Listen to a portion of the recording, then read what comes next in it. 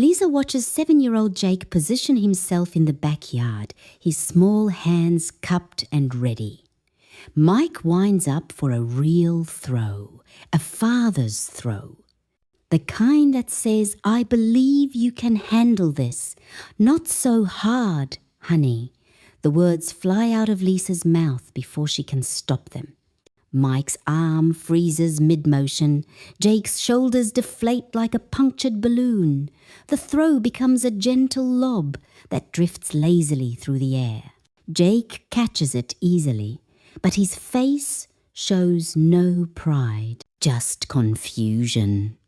Mike hands the football to Lisa without a word and walks toward the house. "Where are you going?" she calls after him. "You've got this handled," he says, and the screen door closes behind him with a soft thud. Jake looks between the football in his mother's hands and the empty doorway where his father disappeared. "Why did Daddy leave?" he asks.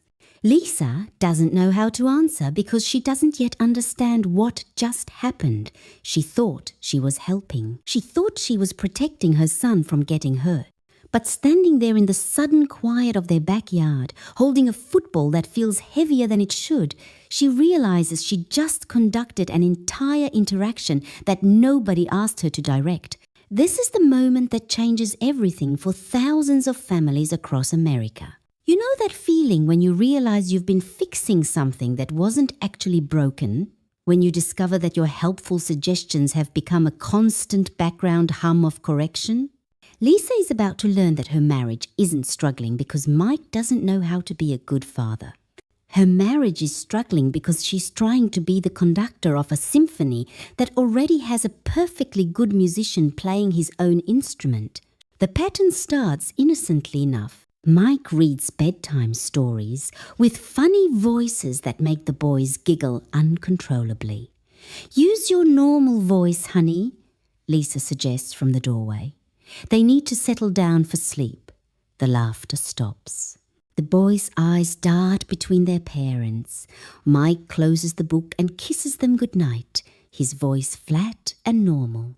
Later, Lisa wonders why bedtime has become such a struggle, why the boys fight going to their room, why Mike doesn't volunteer for story duty anymore.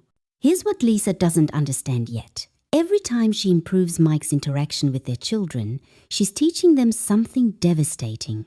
She's teaching them that their father's way of doing things is inadequate, that his instincts can't be trusted, that his voice doesn't matter unless it's filtered through her approval first. She thinks she's creating harmony, but she's actually creating a house where only one parent's judgment counts. The cruel irony is that Lisa genuinely wants Mike to be more involved with the boys. She complains to her friends about feeling overwhelmed, about carrying the mental load of parenting, about wishing her husband would step up more. But she doesn't connect her constant corrections to his gradual withdrawal. She doesn't realize that her help feels like a performance review he's perpetually failing. Watch what happens in American homes every single day. Dad starts to discipline. Mom steps in to soften the approach. Dad suggests an activity. Mom lists all the safety concerns. Dad tries to teach something. Mom explains it better. Each intervention comes from love, from genuine care for the children's well-being. But each intervention also carries a message. I don't trust your judgment. Mike begins to hesitate before engaging with his own children. He glances at Lisa before making parenting decisions, looking for approval that used to be automatic. His confidence erodes so gradually that neither of them notices at first. He starts deferring to her judgment on things he handled easily before she began managing his approach. What do you think, Lisa? Becomes his reflexive response to questions the boys ask him directly. Lisa finds herself doing more and more of the parenting work, but she can't figure out why Mike seems so disengaged. She doesn't realize that she's trained him to step aside. Every correction, every suggestion, every gentle redirection has taught him that his way isn't good enough. So he stops trying his way. He waits for her way. And then she resents carrying the load alone. The boys sense the shift too, though they can't articulate it. They start going to Mom for everything, even things Dad used to handle. Why ask Dad for help with homework when Mom will just re-explain his explanation anyway? Why tell Dad about problems when Mom's the one who really makes decisions? The family dynamic subtly reorganizes around Lisa's judgment as the final authority on all things parenting. Here's the principle that will change everything. But Lisa hasn't learned it yet. Respect isn't given, it's earned by stepping back and letting competence shine. She's about to discover that the quickest way to drain respect from a relationship is to constantly demonstrate that you don't trust the other person's capabilities. But first, she has to face a devastating realization about what her help has actually accomplished. Standing in that backyard, football still in her hands, Lisa feels the first crack in her certainty. For the first time, she wonders if her intervention helped anyone. Jake didn't need protection from that throw. He needed to feel his father's confidence in his ability to handle it. Mike didn't need instruction on appropriate force levels. He needed to feel trusted to know his own son's capabilities. But recognizing the pattern and changing it are two completely different challenges. The real revelation is still coming, and it will shake everything Lisa believes about protecting her family. The neighborhood fun run happens on a perfect Saturday morning. Parents line the sidewalk as kids race down Maple Street, their competitive energy infectious. Lisa watches Mike jog alongside 8-year-old Sam, both of them grinning. Sam crosses the finish line and Mike celebrates by playfully tackling his son into the sandbox beside the playground. Sand flies everywhere. Sam erupts in delighted laughter, rolling around with his father like they're wrestling puppies. Lisa's mouth opens to scold, but something stops her. Every woman watching looks horrified. Every man and boy is laughing and cheering. The gender divide is so stark, it's almost comical. All the males think this is great fun. All the females think it's mean. Lisa stands frozen between worlds, realizing she's witnessing something she doesn't understand, but her son clearly does. Sam scrambles out of the sand, covered head to toe, radiating pure joy. "Dad, that was awesome. Can we do it again?" Mike glances at Lisa, his smile fading as he reads her expression. "Maybe later, buddy. Let's get you cleaned up." The magic evaporates. Sam's face falls. The moment dies. Walking home, Lisa tries to make sense of what she witnessed. Her friend Jennifer falls into step beside her. "Boys are so rough," Jennifer says, shaking her head. "I don't understand why they think that's fun." But Lisa can't shake the image of Sam's pure delight, the way every father and son at that finish line understood exactly what had happened while every mother looked concerned. That evening, she decides to talk to Mike about finding middle ground. "I know you want to play with the boys," she begins carefully, "but maybe we could find ways that don't involve throwing them around." Mike sets down his coffee. "I wasn't throwing him around. I was celebrating with him." "I know, but it looked so rough. To you, it looked rough. To him, it looked like fun." This becomes Lisa's new strategy. Compromise. She suggests alternatives to Mike's approaches, creates family guidelines about appropriate roughness levels, asks him to explain his reasoning before acting. She thinks she's being reasonable, finding solutions that work for everyone.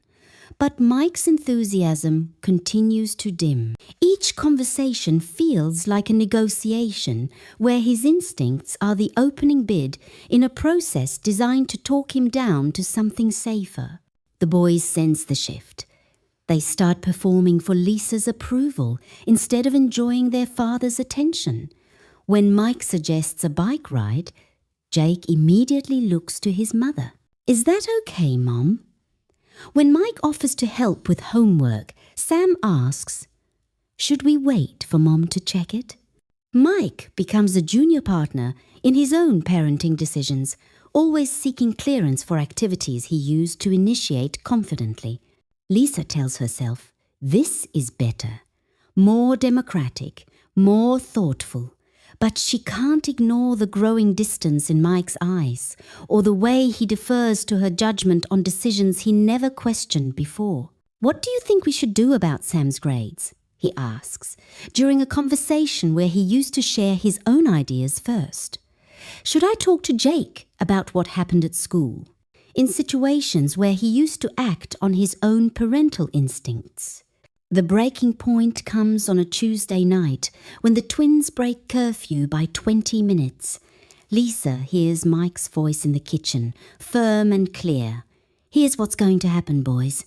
You'll be home by 8:30 for the next 2 weeks, and you'll do extra chores to earn back the trust you lost tonight." It's exactly the kind of consequence-based discipline that builds character. It's working perfectly. Lisa walks into the kitchen and immediately begins softening the approach. "Dad's right that there need to be consequences, but let's talk about why you were late first. Maybe 20 minutes isn't such a big deal if you had a good reason." The boys' eyes dart between their parents. Mike's shoulders slump. He steps back, literally and figuratively. "Your mum's right. Let's hear what happened." But the boys don't want to explain. They want to accept their consequences and move on. Instead, they get drawn into a negotiation where their lateness becomes a complex discussion about circumstances and intentions. The clear boundary Mike established dissolves into a muddy conversation about communication and expectations. 45 minutes later, the boys are confused about what they did wrong and whether they're actually in trouble. After they go to bed, Mike sits at the kitchen table staring at his hands. He says quietly, "I'm starting to feel like I need permission to be their father." Lisa protests, but Mike adds, "We do present a united front, your front. I start and you finish with a better idea." The words hang in the air like smoke. Lisa wants to argue, to explain that she's just trying to help, but she can't escape the evidence. Mike has stopped initiating discipline because she always redirects it. He's stopped planning activities because she always suggests modifications. He's stopped making parental decisions because she always has input that changes the outcome. Here's the principle Lisa is fighting against. The moment you stop competing with him is the moment you start complimenting him. But she can't see her behavior as competition because her intentions feel supportive. She's trying to make things better, safer, more thoughtful. She doesn't realize that every improvement is also a judgment. Every suggestion is also a rejection of his original approach. The cruel paradox becomes clear. Lisa's attempts to create harmony are generating chaos. Every time she steps into his parenting moment, she teaches the boys that one parent's voice matters more than the other's. Every time she suggests a better way, she confirms that his way wasn't good enough. She thinks she's conducting a family symphony, but in truth, she's drowning out his instrument with her own. Mike begins to withdraw from parenting decisions entirely. Why engage when engagement leads to correction? Why start conversations that will be redirected? Why offer ideas that will be improved upon? The man who used to confidently guide his children through challenges now hesitates before every interaction, wondering if his approach will pass Lisa's unstated but ever-present evaluation. The family is fracturing along invisible lines, and Lisa finally understands the devastating truth. Her help has become the problem. But knowing what's wrong and knowing how to fix it are entirely different challenges. The question that will determine everything is whether she can find the courage to stop conducting the symphony and learn to harmonize instead. The breakthrough happens on an ordinary Wednesday evening. Lisa stands in the hallway outside Jake's bedroom, listening to an argument about homework. Her hand hovers near the doorknob, ready to intervene. Jake's voice is getting louder, more frustrated. Mike's voice remains steady but firm. Every instinct screams at Lisa to walk in and smooth things over, to translate between them, to find the gentler approach that will resolve this faster. Instead, she takes a step backward, then another. She sits on the stairs and forces herself to listen without conducting. Mike's voice, "I understand you're frustrated, son, but the work still needs to be done." Jake's response, "This is stupid and hard." Mike again, "Stupid and hard things make you stronger when you push through them." Something in his tone carries weight that Lisa's reassurances never do. Jake stops arguing. She hears papers shuffling, pencil moving across page. 20 minutes later, Jake emerges from his room with completed homework and something new in his posture, pride. Not the hollow satisfaction of work made easier, but the genuine confidence of conquering something difficult. He finds Mike in the kitchen. "I finished the whole worksheet, even the hard problems." Mike nods with the gravity of one warrior acknowledging another. "I knew you could handle it." Lisa realizes she just witnessed something she'd been interrupting for years. Not conflict needing resolution, but character being forged. The brief discomfort Jake felt wrestling with difficult problems was exactly what he needed to discover his own capabilities. Her impulse to rescue him from that struggle had been robbing him of his victories. The transformation accelerates once Lisa stops conducting every interaction. Saturday morning, Mike suggests a camping trip in the backyard. Lisa opens her mouth to mention weather forecasts and comfort considerations, then closes it. "Sounds like an adventure," she says instead. The boys light up like sparklers. Mike's shoulders straighten with renewed authority. That night, she watches through the window as Mike teaches the boys to build a proper fire, to read stars, to handle the unfamiliar sounds of darkness. They don't need her comfort when things get slightly scary. They need their father's steady presence and practical wisdom. When Jake gets spooked by an owl, Mike doesn't coddle him. He teaches him to identify the sound, explains why owls hunt at night, turns fear into fascination. Jake's anxiety transforms into excitement about spotting more wildlife. The change in family dynamics is swift and dramatic. When Lisa stops automatically correcting Mike's parenting choices, the boys start seeking him out for different kinds of guidance. They take their physical hurts to mom and their challenges to dad. They want comfort from her and confidence from him. The division isn't rejection, it's recognition that different parents offer different gifts. Mike begins initiating conversations with the boys again, real conversations about difficult topics that Lisa used to handle alone. He talks to Sam about dealing with bullies using language Lisa wouldn't choose, but Sam clearly understands. He helps Jake process disappointment about not making the soccer team with directness that feels harsh to Lisa, but builds resilience in Jake. The practical applications emerge naturally once Lisa commits to stepping back. When Mike starts explaining something to the boys and she feels the urge to add clarification, she physically moves to another room. When he sets boundaries that seem too strict to her, she asks herself whether the boys are actually being harmed or just challenged. When family decisions need to be made, she waits for his input instead of immediately offering solutions. The tongue bite technique becomes her most valuable tool. Before intervening in any father-child interaction, she literally bites her tongue and counts to 10. Most of the time, the situation resolves itself without her input. The boys learn to work through minor conflicts with their father instead of appealing to her as the court of appeals. Mike's confidence returns because he's not constantly being overruled. Lisa discovers that different doesn't mean deficient.